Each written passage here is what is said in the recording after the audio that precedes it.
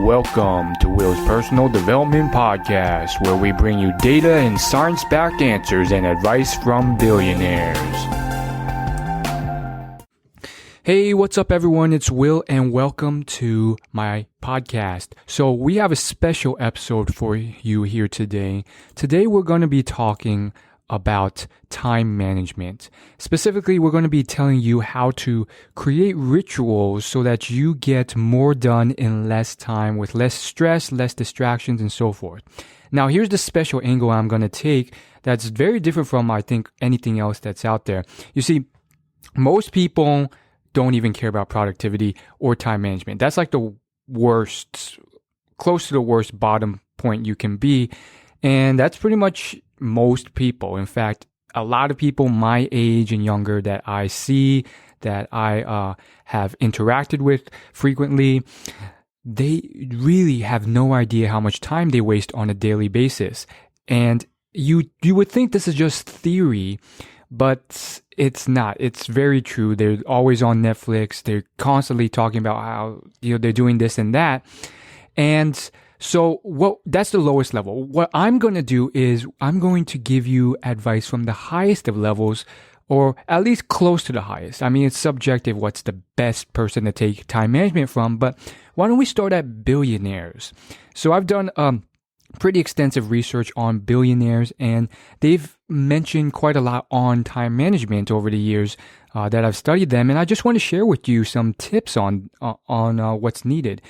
And so I have 10 tips lined up for you, and I want to get to it straight from the get-go. And here's why this angle I think is so important. There's this in-between layer, which is kind of fuzzy, and where I think a lot of people screw up. They will take time management or productivity advice from people that seem fairly successful, but why stay in the middle? I mean, yes, it's better than not having any productivity advice. But, when you don't even know how much money this person's making, how productive or efficient they actually are, sometimes they may have mentioned that they made $1 million, but it's not even for sure. It's like, are you even a millionaire? If you are a millionaire, is this your first million? I mean, they still have a lot to learn in terms of productivity and time management. In fact, in my studies, and if you listen to podcasts as well, you've probably seen this, you'd be surprised. Like, yes, you find that some millionaires, they're better than the average person, but they're still struggling and handling things out and fixing things. So a lot of people in productivity, they make the next big mistake, which is that they simply take advice from someone who seems successful, but they're not as successful as possible. And why take advice from them when you can go straight to the top with billionaires? So there's over 2,000 billionaires in the world right now, and that number is growing every day. So of course, there's actually a lot of advice out there. And the author of this one book, it's a very recent new book. It has a really long title. It's called 15 Secrets Successful People Know About Time Management, The Productivity Habits of 7 Billionaires, 13 Olympic Athletes, 29 straight-A students, and 239 entrepreneurs. The basic idea is this guy, I'm not sure if it's a he or she, but it seems like a she. She went out and cold emailed a bunch of highly successful people, from well-known podcast entrepreneurs like John Lee Dumas, Amy Porterfield, to billionaires. And surprisingly, some of them even emailed back. So I've combined what I learned from this book with what I've already learned from studying billionaires to compile this list. And of course, there's more tips, but there's definitely a process of diminishing returns with productivity from what I've studied. So don't think that 100 tips are better than 10 tips. You end up just getting overwhelmed, and those tips get more and more minor. So I'm going to stop rambling and just get started here. Before we get into the time management tips, I want to give you a bonus tip. And this tip is from Amy Porterfield, who is another successful podcaster. And the reason why I'm giving a tip from her, even though she's not a billionaire with a B, is because she has a very successful podcast, and her episode on this specific topic was one of her most popular podcast episodes. So I think it's important. There must be some level of reason why it's so popular. So I really wanted to share that with you as well. So what did she say in her episode? Her episode, if you want to look this up herself, it's Amy Porterfield podcast, Online Marketing Made Easy, episode number 102, How to Create Content Rituals to Get More Done. So her podcast is more focused on people who are creating content for their blogs and trying to grow an audience and basically a lot of like paid advertising.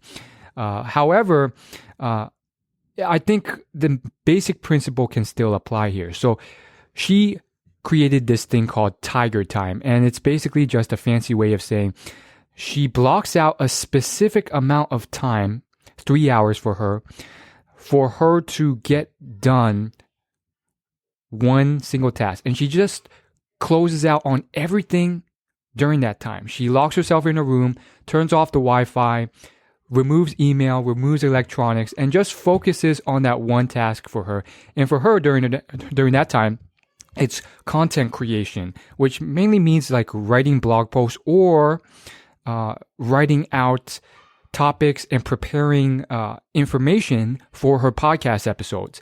And she's found that this has been incredibly useful and productive for her.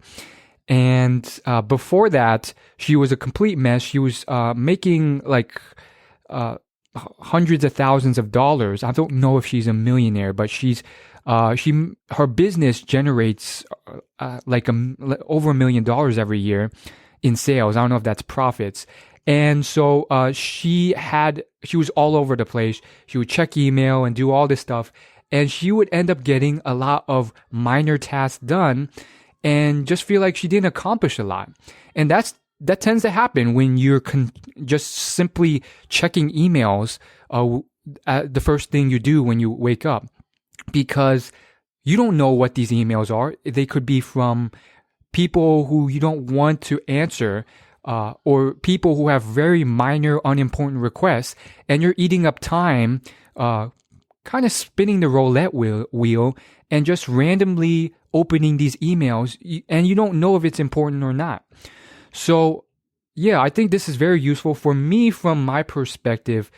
These are very fundamental things like for productivity, because I'm really into productivity. Again, I've studied a lot. And so it's really important that you never check email first.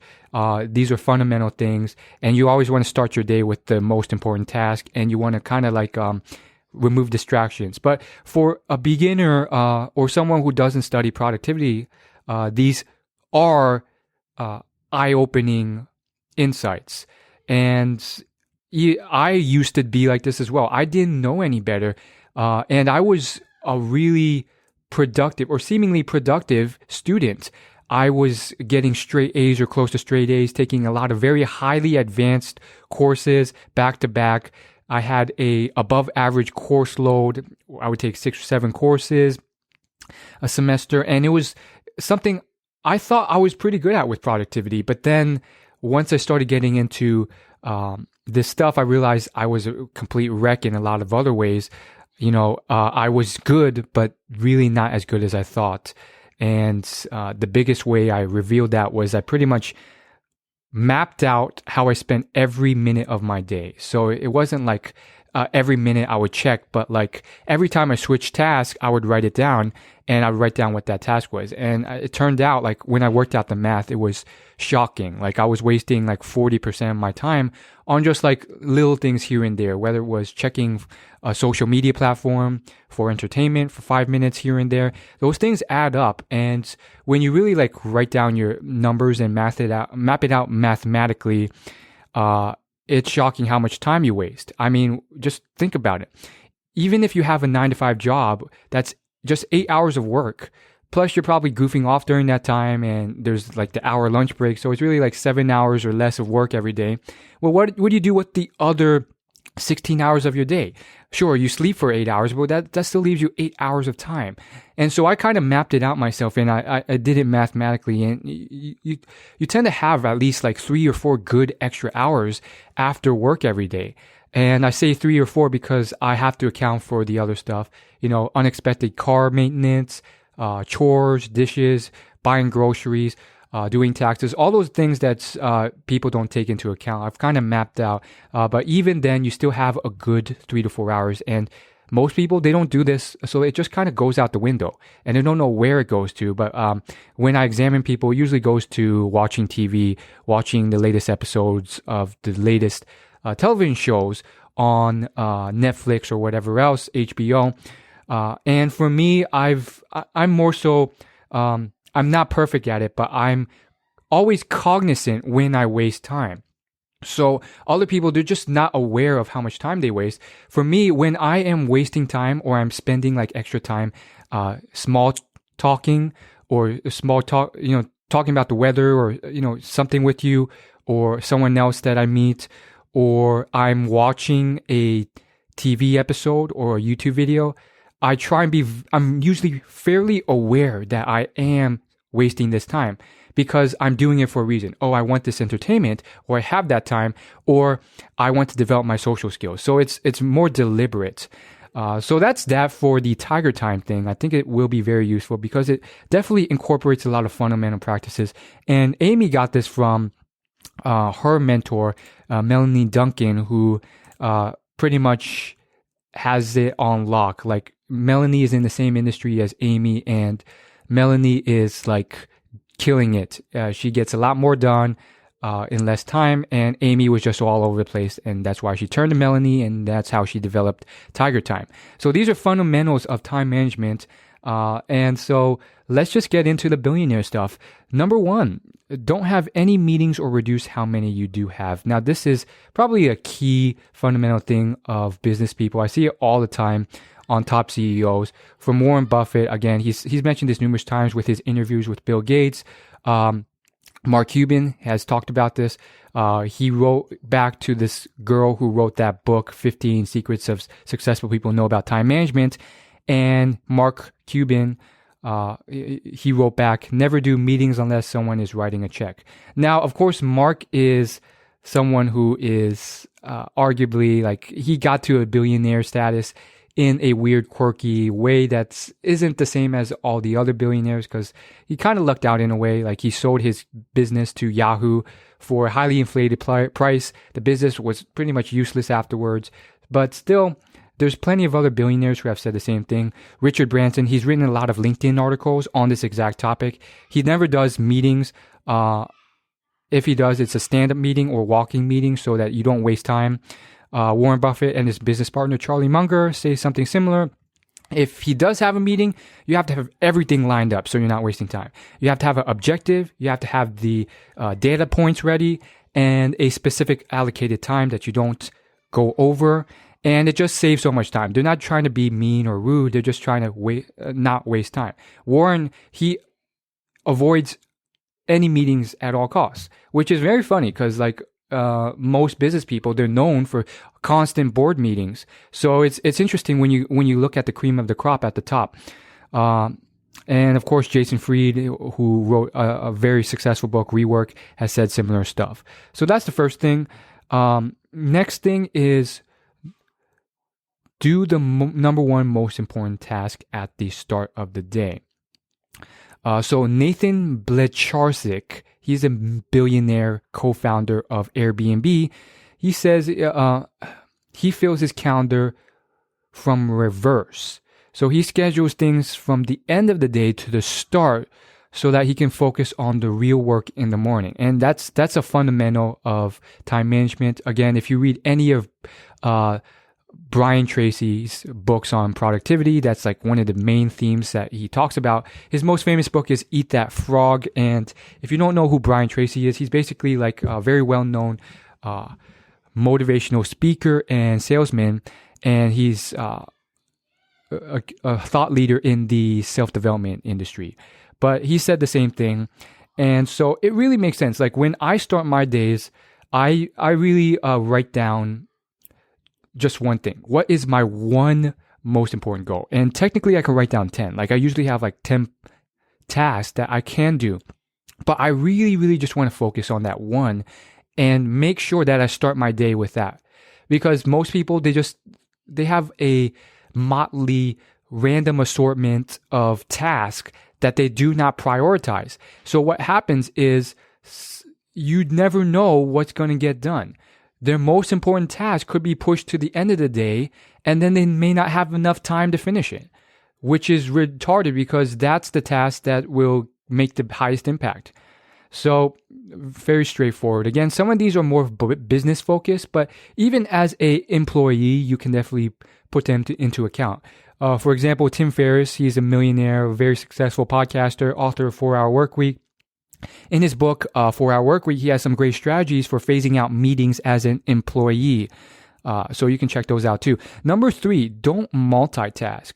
So this is the billionaire Mike Cannon-Brookes. And again, this is from that book I mentioned, 15 Secrets Successful People, blah, blah, blah. It's a long-ass title. Don't multitask.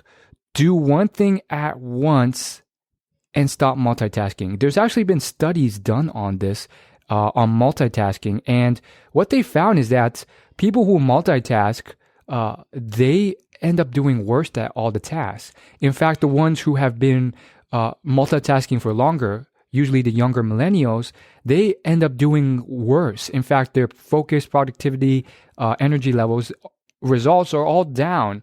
So again, because I am a millennial, it's one of those things that I used to pride myself on, and I can multitask like better than anyone. But nowadays, I don't do that. I just focus.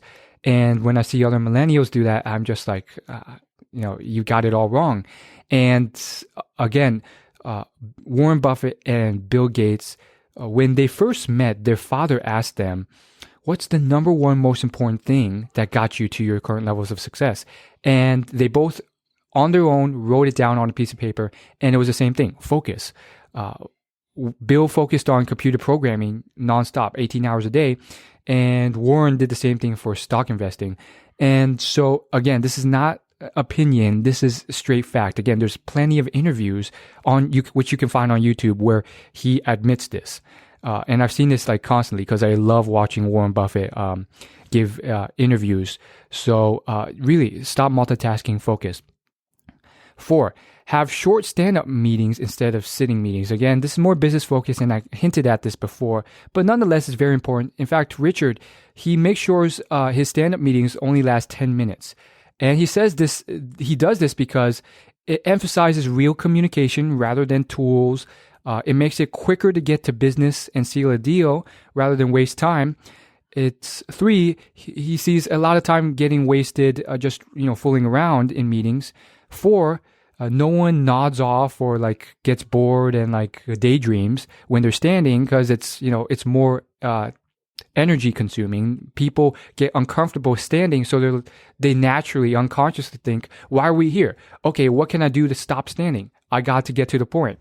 And then 5, decisions are made quicker. There's actually a study by the Journal of Applied Psychology done in 1999, and they found that sit-down meetings were 34% longer than stand-up meetings, but produced no better decisions.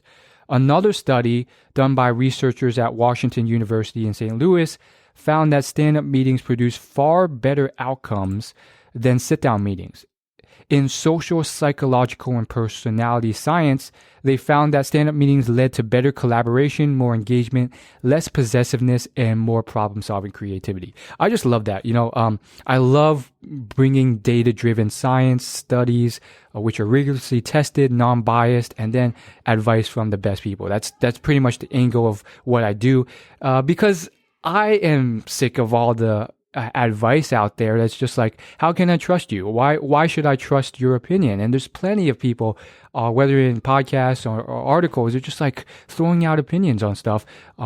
Number 5, have walking meetings instead of standing or sitting. So this is going a step further, and this goes again back to Richard Branson, and he prefers walking meetings, especially when it's a one-on-one conversation.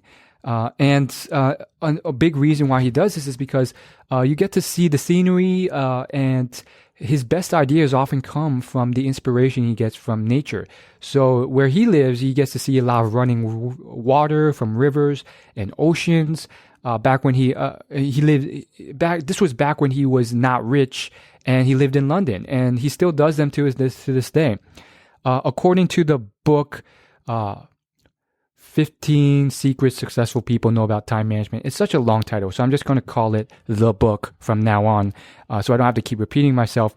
According to the book, Mark Zuckerberg, Steve Jobs, and Jack Dorsey, all of them very well-known tech billionaires, they all had walking meetings. 6, have a day that is themed. So this is something that I've heard a lot from the book Rework, from the other books mentioned, and the idea is very simple. You theme your days. So Monday might be your podcast recording day. Tuesday may be your blah blah blah day. If you're in business, Mondays could be your day where you focus on ideas. Tuesdays could be the day that you focus on HR. So let me give you specific real world examples. So Dustin Moskovitz, he's the founder and lesser known counterpart to Facebook. And also he started Asana, which I use. And Asana is like a pretty much task. It's a project business themed task management software. It's pretty much like a checklist system. I wouldn't recommend using it unless you have a whole organization that uses it with you. But basically, he started these two companies, and he also has a great Medium blog that I follow. You get a lot of great facts from his blog, and he has themed days. So basically on Wednesdays, he has no meeting Wednesdays. So no one can ask him to have a meeting on Wednesday. And then you have the billionaire Jack Dorsey, founder of Twitter and Square. This guy's a monster. He works 40 hours a week on Twitter, and then the other 40 on his other company, Square. Twitter is the more well-known one. Square is also pretty awesome. I've seen it used a lot on a casual basis. Like when I recently tried out a few dance classes, from salsa to cha-cha to bachata, and they were run by very local business owners who only had like a couple people come to their classes. And they basically would have this like credit card reader that they would attach to their phones. And all you had to do was give them the credit card, and they swipe it, and Square would bill you. You don't have to have the app yourself. They would send you an email if you wanted to see the receipt. So it really helps like local businesses. Again, this is not a plug. I just find it an incredible company. Helps local businesses really get the ball rolling with customers who just don't want to carry around coins or cash. And so this guy's a monster. He's kind of does exactly what Elon Musk does, which is split his work between two companies. And he has themed days. So his days are, I have them here for you. Mondays are for management. Tuesdays are for product. Wednesdays are for marketing and growth. Thursdays are for developers and partnerships. Fridays are for culture and recruiting. Saturdays he takes off. And Sundays are for reflection, strategy, feedback, and getting ready for Monday. So his days are very themed, and they let him deal with distractions and interruptions, and they helped him focus, because when his day is specifically for a specific topic, it doesn't let other random things come in to distract you. Oh, I got this like product and marketing thing. Oh no, you talk to me on Wednesday. Oh, can I have a couple minutes of your time? No, you can't. 7. My 7th tip for you is discipline matters more than intelligence. So focus on improving your willpower. What exactly does that mean? The billionaire Andrew Mason, who is the co-founder of Groupon and Detour, he said in the book that he's met a lot of smart people that are less successful than him. And the reason is because they lack the discipline to do what they say they will. It's not about how smart you are. What's more important is, do you have the willpower to do what you told yourself you will do? Willpower matters more than book smarts. In fact, let me read his exact quote. I often meet people who seem smarter than me yet are less capable because they don't have the self-discipline and or self-confidence to introspect on their ability to do what they think they're going to do and find ways to iteratively improve. Amazingly, it's as simple as that. It's kind of a sore spot for me because I can't understand why people don't take it more seriously. So again, this is an incredible topic. I've already released a decent amount of content on my blog, willyoulaugh.com, on willpower, but I really want to dive into the topic in the future, and I think it's a underserved market. But there's not a lot of people even understand it's important. So again, there's not as much search volume or as a demand. But one day for sure, in the near future, I am going to write an extensive blog post on not why willpower is important, because we already know that, but like how to improve willpower, and just give you a lot of science behind that, and then convert that into a podcast episode as well. So there's a great book on forming habits so that you actually stick with them. And I think that's a great place to start if you haven't read it. It's called The Power of Habit by Charles Duhigg. And yes, I already did write a blog post on what I learned from that episode, that podcast. I don't know what I'm saying. I already wrote a blog post on that book. So I read the whole book and pretty much summarized it. And it's actually like the main points are pretty concise. So if you want to check that out, just go to my blog. I will set up a specific URL for you to go to that will link directly to my blog post on habit formations. And that one, I will call it willyoulaugh.com/easy-habits. So if you just go to that link, willyoulaugh.com, exactly as it sounds, it's spelled, /easy-habits, you will be directly linked to my blog post on habit formation, which will help you with willpower. Number 8, recharge and refresh midday to keep up your mental fitness. So the youngest billionaire in Africa currently, Mohammed G, says that mental fitness and a fresh mind are keys to success. So what does he do to keep himself mentally fresh? Well, he wakes up very, very early. So by 1 p.m., he's already worked 7 hours. And so it's natural for him to feel drained and tired.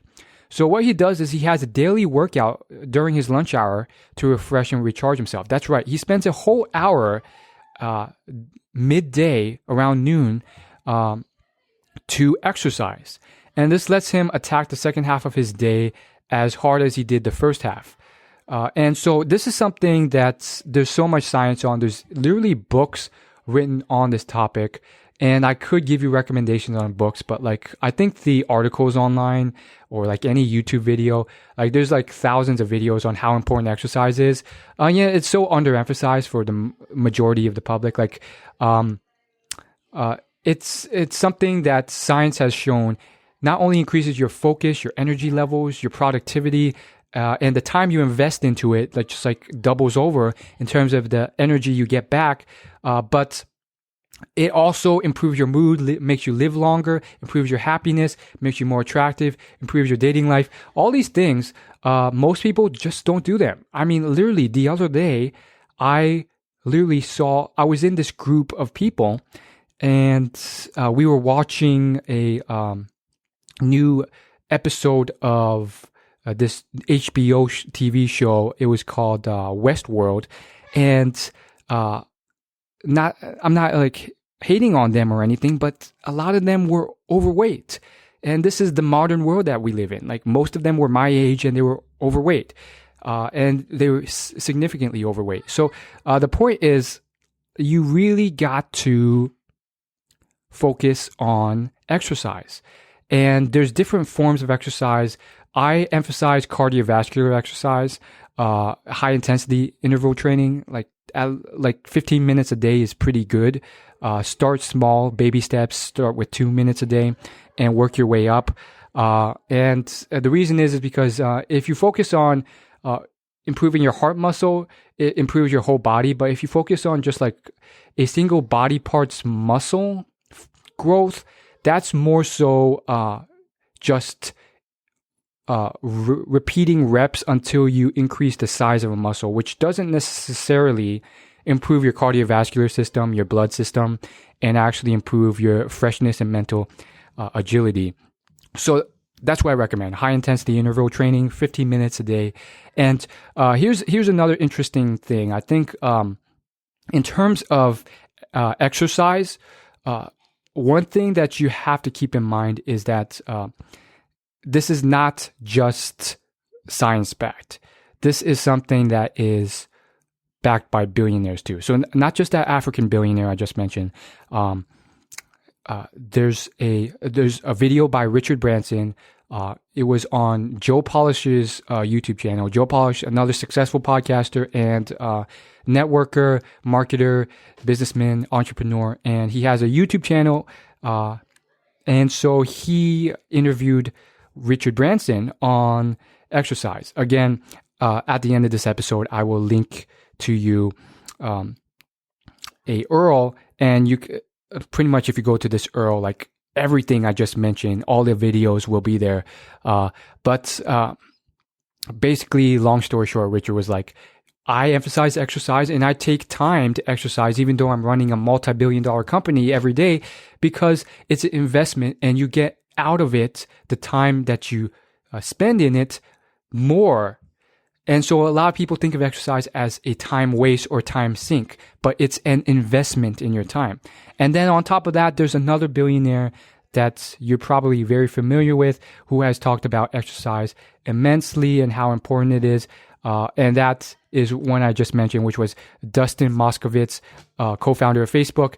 And he wrote a Medium post on this. And he said that most people don't understand why I emphasize exercise so much, because they think it would have taken time away from building Facebook. And he said, contrary to that, I regret not spending much time exercising when I was building Facebook, because the time I would have put in would have been an investment and I would have made a lot more back from it.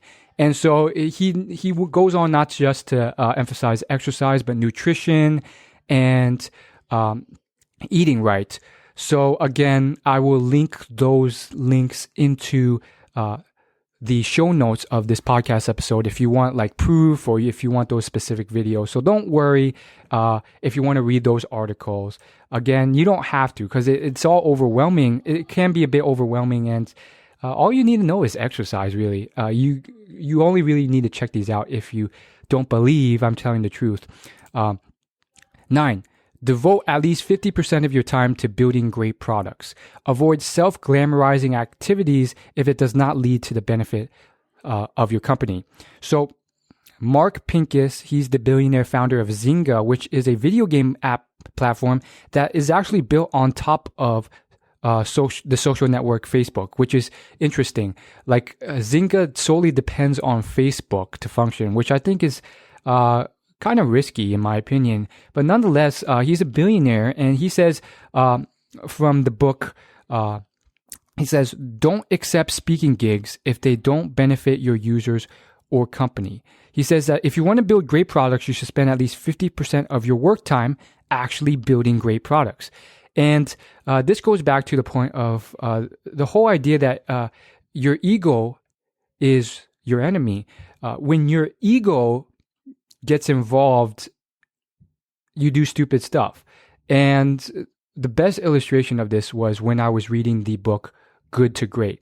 And it basically profiles some of the most successful companies in the world and compares it to similar companies in its industry, and does a very scientific, rigorous analysis to explain why these companies succeeded while the others did not. And one of the findings was that the CEOs of successful companies were humble, and they did not care about being a hotshot to the rest of the world. And there was one example in this book that I still remember to this day. And long story short, it was, I think, the CEO of Chrysler. And the book called him a level 4, but not level 5 leader. And there's different levels of leaders that they rank in the book. And level 4 is pretty high up there, but it's not level 5, which is like the highest level that is needed to really take a company to the highest level of success. And his name, I think, was Lee Iacocca. And basically, they segmented his time with the company into two halves, the first part and the second part. And so in this book, Good to Great, in the first part, he was just like a legend. Like he took the car company from like losing money in a crappy industry to making a lot of money. But then in the second part of his time there, he let his ego get to his head. And he spent more time going on talk shows and doing all this doing all these media appearances to celebrate his success rather than run his company. And of course, Chrysler just like tanked from there. So I think it's such a simple thing, but it's not practiced. And I think it's because people don't know why. They don't have, or at least one of the reasons is because they don't have real life examples like the one I just gave you to really support why you should be humble. If someone just tells you you should be humble, then you're just like, you might do it, you might not. You don't really have like a solid reason. And the final tip that I have to give you in this podcast episode is take notes in a journal. So what does this mean? Take notes in a journal? Well, back to the billionaire Richard Branson, he has mentioned this like numerous times. Branson has written like 5 or 6 books on his advice towards achieving success, fulfillment, wealth, happiness, success in leadership and business. And in 2 of his books, he highly emphasizes writing down stuff in a notebook. The first was The Virgin Way, and the second was Business Stripped Bare. They're great books. I really recommend that you go through them. And essentially, he says that like no one he ever meets writes down his goals. And that's why I've been really writing everything down on a notebook nowadays. And not just writing down your goals, but he writes down all his ideas, and he writes down every single complaint or problem that he faces when he is doing field work. So field work is usually when he like he goes on one of his own airplanes and really like talks to the customers and passengers and really figures out what's Virgin, his company, doing wrong.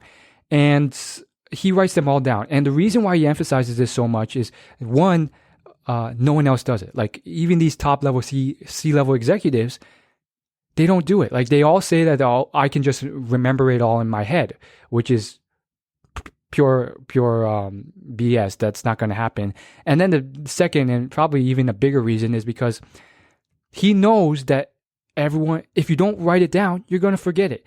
Even if you have like the best memory in the world, you will forget it. And for me, I definitely know that's true. I have learned from my own experiences that I cannot remember everything. And I don't have that great of a memory to begin with. So I definitely do write down everything as soon as I get them. Sometimes I'll use my phone. I will pop open Google Keep or Google Docs or the Evernote app. These are all apps you can get. They're more or less the same. Choose yours. They're all free. Or at least Evernote's not free, but it is free. I use the free version, which only gives you like 150 megabytes of space, which is more than enough to like write down a few things. So that's what I recommend, but I also use pen and paper. Why? Because Branson emphasizes pen and paper, as well as I understand that pen and paper, it really just hardwires your goals and your tasks into your brain more than just typing them out. And I think it's because you really have to focus to write it out, rather than when you type it, you can just like be thinking of something else, and it takes less time. So when it's really important, I make a point to write it out in paper rather than just type it up on my phone or on the computer. So I really recommend that, and it's so important, and I'll just give you such a leg up because no one else does it. Another thing is, it's not just Richard Branson who does this. So in the book, Greek billionaire Aristotle Onassis is quoted on explaining this exact thing. He says he calls it the $1 million lesson they don't teach in business school. It's that important to him. This, just taking notes in the journal, is a $1 million lesson that they don't teach in business school.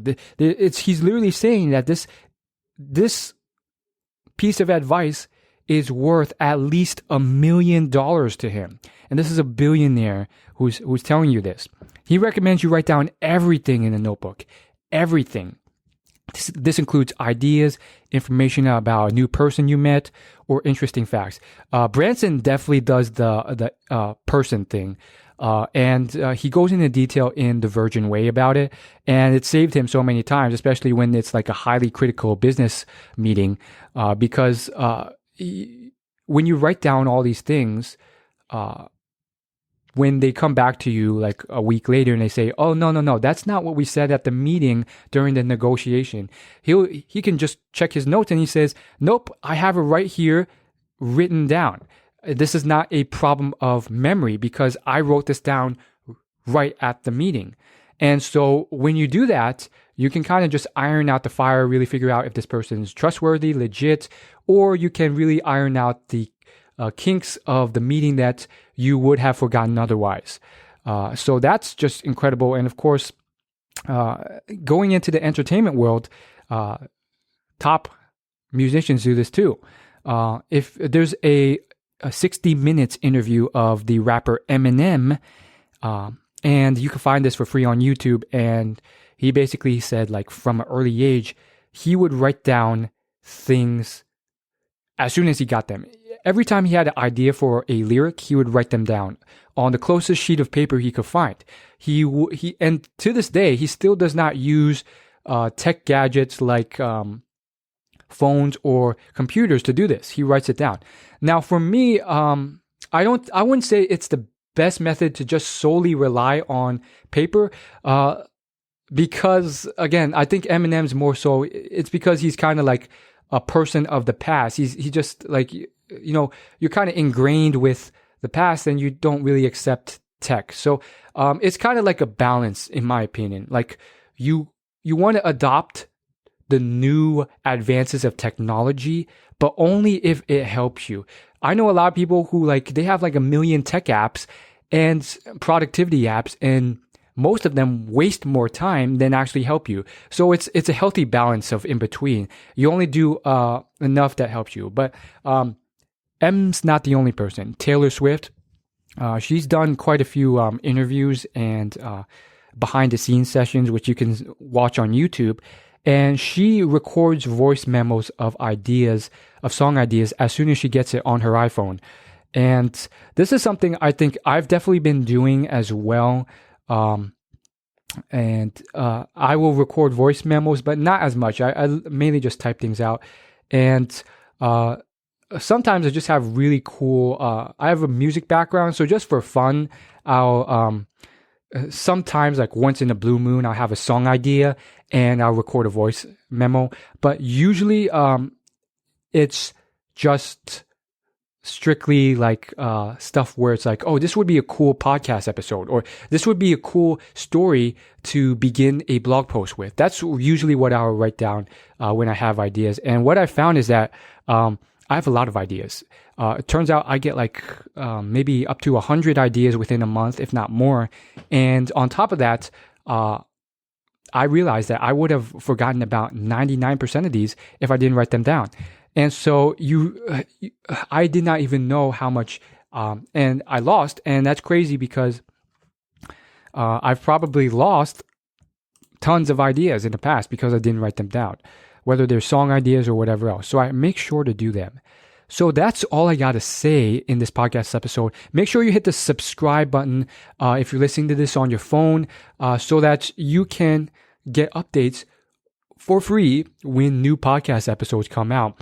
Again, this is a fairly new podcast with a fairly small audience so far. So go ahead if you're interested and feel free to contact me, reach out, let me know your thoughts on the podcast, and I would be more than willing to hear and help you out or get ideas for future podcast episodes. So if you have any major pain points, go ahead to my website and you can contact me there. And the biggest thing that I would love for you to do is make sure you subscribe and rate and review my podcast on iTunes. If you just go to willyoulaugh.com/podcast, it will jump you to my iTunes page. And you can simply go on there and leave a rating or review if you have an iTunes account. If you don't, it takes like a second to set up. And just leave a rating review, again, whatever you want. It doesn't have to be 5 stars if you don't want it. And that will really help me rank higher on iTunes and get noticed more and help more people. So that would be really, really helpful for me. And so finally, if you're interested in the show notes, as I mentioned, just go to willyoulaugh.com/productivity-podcast. And if you go there, it will bump you to my show notes. And the show notes will include all the links I mentioned, all the videos I mentioned, and pretty much everything I mentioned regarding all the evidence to what I have to say. So that includes Richard Branson's interview in Joe Polish's YouTube video on how he emphasizes the importance of exercise. So check those out. And really, really excited for you to level up your game. And I really hope that you don't just listen to this and do nothing. I challenge you to just take 1 point. Don't take any more than just 1 point, because otherwise it will overwhelm you and paralyze you from doing nothing. For now, just take one lesson that you learned from this episode and implement it right now. Not tomorrow, not in 10 minutes, right now. Implement it right now into your life. And I guarantee you, if you do 5 or 10 years from now, the results that you will get from it will add up. I mean, you have some incredible insights in here, even insights that literally may be worth at least $1 million to you. So hopefully this helped. And of course, I'll see you in the next episode. Thanks for watching and listening and hopefully reading my blog. See you guys later. Oh yeah, and make sure, PS, last thing, make sure you spell my blog right. It's willyoulaugh.com. It's pretty much as it sounds. That's how you spell it. It's spelled correctly. But that's it. Thanks. I'll see you later. Peace.